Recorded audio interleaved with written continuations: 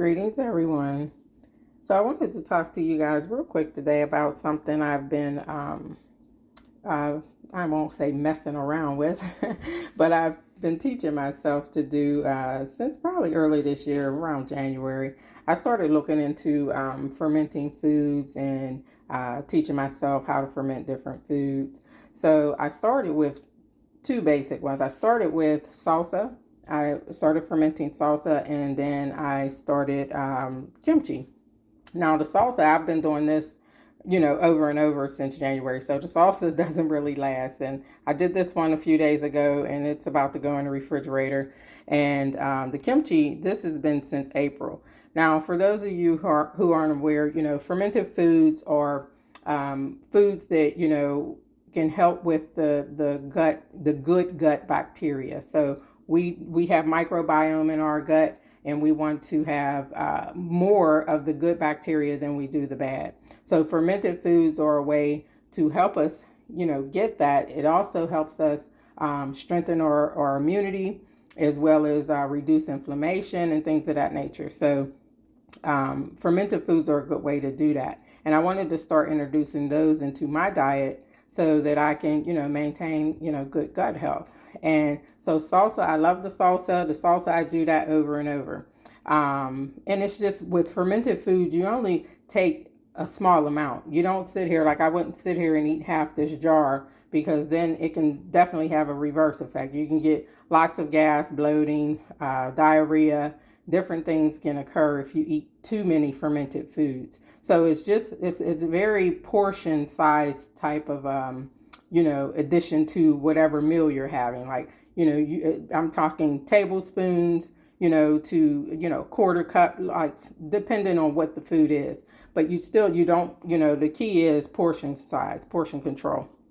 Now with the kimchi, and again, fermented foods, they last. And so once you ferment them and you put them in the refrigerator, it slows the fermentation process down. So they do last. They can last up to a year, under refrigeration. So the kimchi, I love it, but I am not a person who is like super, I don't have a big affinity for hot foods. Like something's too hot where I can't enjoy it, I really don't care for it. And the kimchi is a very spicy, it's a cabbage, but it's very, very spicy. That red in there is spice.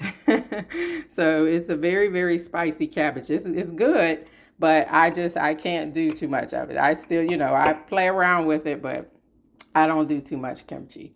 So what I did recently, so earlier this week, I started looking into making my own dill pickles, because I wanted something that I can eat regularly, that I won't, like run away from, like the kimchi. So the salsa I could do, but yeah, I wanted a little variety, so I wanted something else. I know I could eat one or two pickles a day and love it. So the hard part is going to be not eating a whole bunch of these. So I played around with a recipe, and I came up with what I, am very pleased with as a dill pickle recipe. And it's basically just I used some cucumbers that I had in my garden.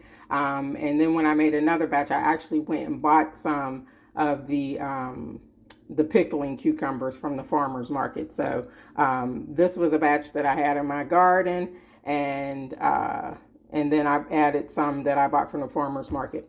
But basically, man, this is like such an awesome. I can't wait till these get done. These are going to go in the refrigerator. I did these before I did this batch, because I used a bigger jar. You see, I went to a bigger jar. So I was just kind of testing it out to see how it would go, and I loved it so much that I'm making a bigger jar.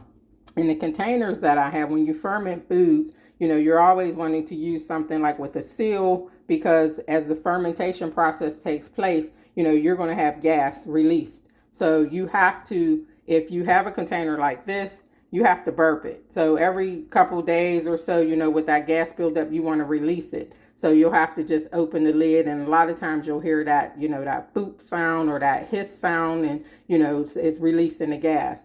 Now, unless you have lids like these are self-burping. So these are actually, as the gas builds up, there's a hole in the lid, and these will burp themselves. So, you can invest in those as well. But, a lot of times just the jars, the regular flip top jars, do wonders. So another tip for fermenting, you always want to make sure that your product is submerged in the liquid. So this is in a brine. Look at my nails. I've been juicing turmeric today. So this is a brine, and this is a salt brine. And you want to make sure that the cucumber stays submerged in the brine so that, that bacteria and that fermenting process takes place, so that bad bacteria doesn't grow, because that's what the fermentation process is. It prohibits the bad bacteria from growing and allows the good bacteria to form and take place. So, based off of the food, like all the food, releases its good bacteria, and then the liquid, enhances all of that. So, and you can use all kind of stuff. So like I already burped this, so I don't know if it'll burp. Okay, so you heard that. So it just released the gas that was in there that was built up.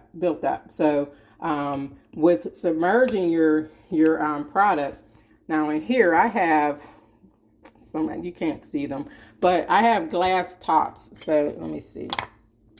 So I have jars that have glass lids on them, so I use a lot of glass. But these are also jars, like they're jars that you can actually ferment in, but I wanted to use a bigger jar. So these are jars with, you see they have the rubber seal and they have the clips. So this would be a jar that I can actually put a ferment in if I wanted to, and just, like I said, release the tops to let the gas out. They have different sizes, and but I like dealing with the glass. So what you don't want to do is you don't want to use anything like plastic or metal to submerge your ferments in. So what I did was I used a few of these tops, these lids, and because they have a nice little weight on them, and I just put them in a jar, and they're keeping the pickles, the cucumbers, which are going to turn into pickles, submerged. So other than that, they have actually things you can buy on Amazon. They have fermented weights actually for fermenting. They're a weighted piece of glass that will help, hold your food down. I didn't have any. I went with what I had, and that was that. But in here, just in case any of you guys are curious, so the brine is a salt brine, of course, and you gotta kind of play with it, I guess. But it does need to be salty, So I tasted one of these today, and I just can't wait till they get done. And but it does need to be a salty brine when you're dealing with a brine ferment. So and I use real salt. I use real salt. I don't use pink Himalayan salt too much anymore, but this is like real sea salt. So that's what I use, and I used about 4 or 5 tablespoons for a half gallon. Like this is about a half a gallon. So I used about that. So you make your brine in your water first. You dissolve your salt in the water to make your brine. And as you chop your pickles up, and I got in here, chop your cucumbers up, I added some lots of bay leaf. Bay leaf is like going to be an awesome addition. I got peppercorns. I have some pimento, of course, fresh dill. That is like, definitely you have to have fresh dill. And I haven't tried it with dried dill, but I just know in fresh herbs, I just don't think there's a substitute. So I'm always, go with the fresh when I'm making, ferments.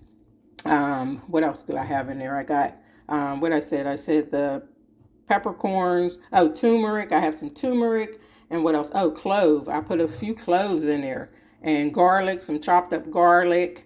And that's pretty much it. I didn't use a whole lot of spices. You could kind of do what you want to do, but I did grind up like the garlic, the turmeric, I put some whole peppercorns and some whole pimentos in there, but I did grind some up because I wanted to, incorporate it into the liquid, so that the liquid is, it doesn't take much. It's like, breaking down the surface area of the herbs so that they can incorporate easier. But I did want to leave some whole. So I did chop up some of the dill and some of the herbs and stuff, and then I left some whole as well. But yeah, this is going to be awesome. This is just going to be a great way for me personally, because, something that I can do daily. Like I could sit here and eat this whole jar of salsa, but I know that would be counterproductive.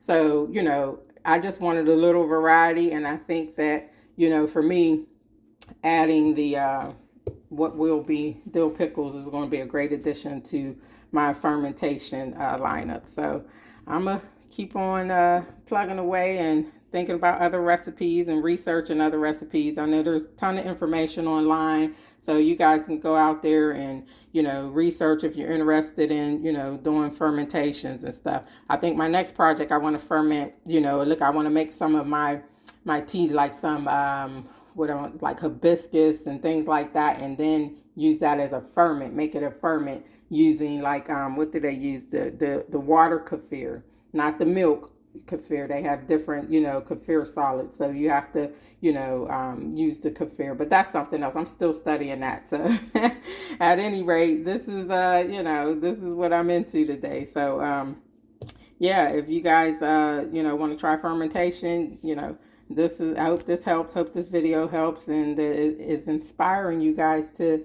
do better with gut health. Have a great day. Ashe.